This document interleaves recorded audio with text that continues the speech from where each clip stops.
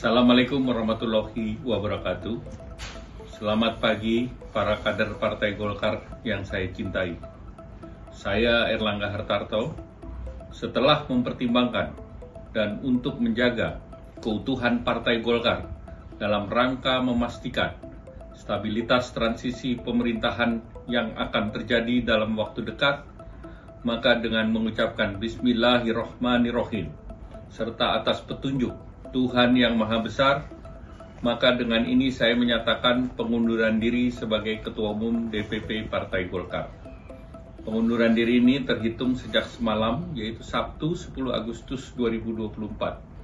Selanjutnya sebagai partai besar yang matang dan dewasa, DPP Partai Golkar akan segera menyiapkan mekanisme organisasi sesuai dengan ketentuan ADART organisasi yang berlaku.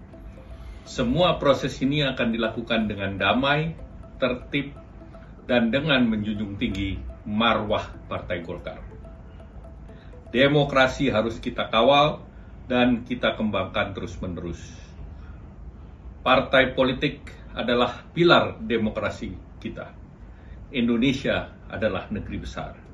Kita harus memastikan bahwa demokrasi kita terus berjalan dari satu generasi ke generasi berikutnya. Partai Golkar sejauh ini telah menjadi kebanggaan kita semua, serta menjadi kekuatan terdepan demokrasi Indonesia. Selama 60 tahun, kita telah membuktikan semua itu.